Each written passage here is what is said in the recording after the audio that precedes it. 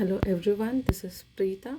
We are seeing class 8, chapter 14, data handling from the book Mathsight.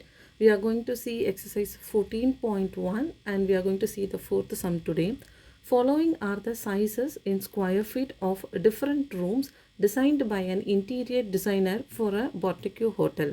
So these are the sizes of the rooms which was designed for the hotel, and they are totally 30 sizes are given over here. Okay, when we see the reading 330, 420, 408, 421, these and all are readings which are given in square feet, and totally we have 30 room sizes over here. So the first question is, construct a frequency distribution table with class interval taking the first class as 250 to 290. So they have given the frequency table and we have to take the class interval as 250 to 290. So we can write it as size of the room. Okay, so size of the room. Next one, we used to write the tally mark, and then we used to write the frequency table, frequency, number of frequency. So first they have asked us to take the size, that is the class interval as 250 to 290. So we have to check what are the room sizes which are between 250 to 290. When we check the difference 290 to 250, we totally have 40.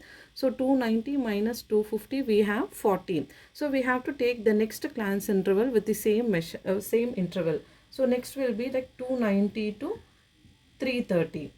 So 290 to 330, we have 40 differences. So we have to same the same class interval. Next one is 330 to 370. 370 to 410. And then 410 to 450. So these are the class interval. That is the minimum size of the room.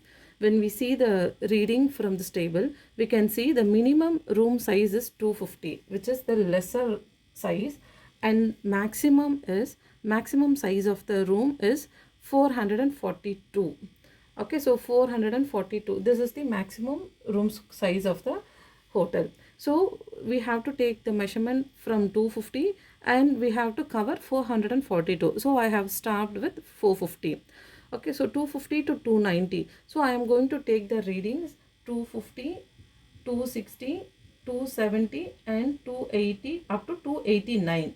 So I am going to take the measurement.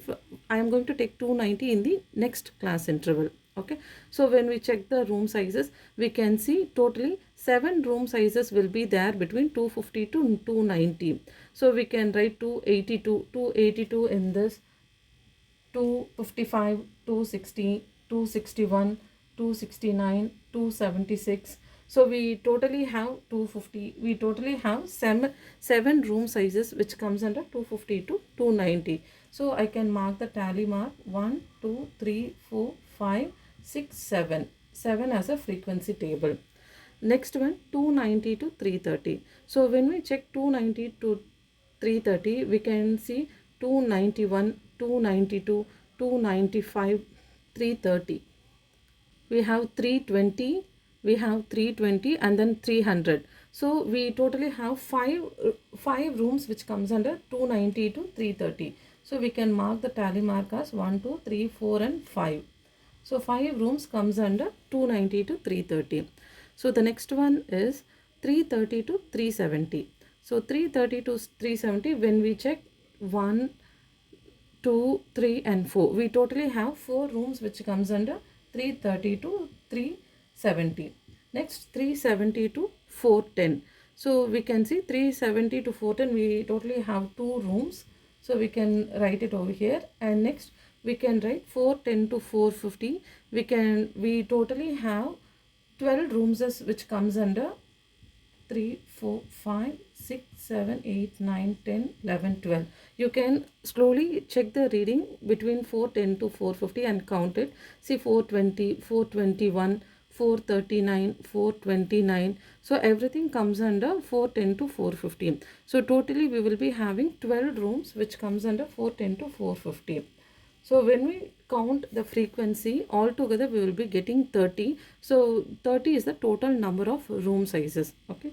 So we have completed the first one, A. So we have constructed the frequency distribution table with class interval starting from 250 to 290. We'll go to the B option. The second question B is construct another frequency distribution table with class size of 20. So with the class size of 20, we have to take the second frequency distribution table. So we can see the minimum room size is 250, which is the smaller size. So from 250, we are going to take class interval of 20. So we can start with 250. So 250 to 270, and next one will be 270 to 290, and next one will be 290 to 310, 310 to 330, 330 to 350, 350 to 370, 370 to 390, okay, and then 390 to 410, and then 410 to, so I'm going to write the remaining readings here, 390 to 410, and then 410 to 430, and then 430 to 450. Okay, so when we start with the tally mark 250 to 270, we totally have 5 rooms comes under 250 to 270. So we can mark 5 over here and mention it over here. Okay, so the next one is 270 to 290. 270 to 290, we totally have 2 rooms. So we can mark 2 symbol and we can write it as 2. 290 to 310, we totally have 3. So we can mark 3 and then write the frequency as 3. From 310 to 330, we totally have 2 rooms. So we can mark 2 over here and then we can write it as 2. And then 330 to 350. So 330 to 350, I have totally 4 rooms over here. So I can mark 4 and then write it as 4. Then 350 to 370. So I don't have any rooms. So I can mark it as nil and I can write it as 0. Same way from 370 to 390, I don't have any rooms. So I can mark it as nil and I can write it as 0. So the next one is 390 to 410. From 390 to 410, we have 2 rooms. So I can mark it as 2 and write the frequency as 2. And 410 to 430, we totally have 6. So we can write it as 1, 2, 3, 4, 5 and 6. I can write the frequency as 6. And the last one is 430 to 450. 430 to 450, when we check the room sizes, we can see totally 6. We have 6 over here. So 1, 2, 3, 4, 5 and 6. Okay.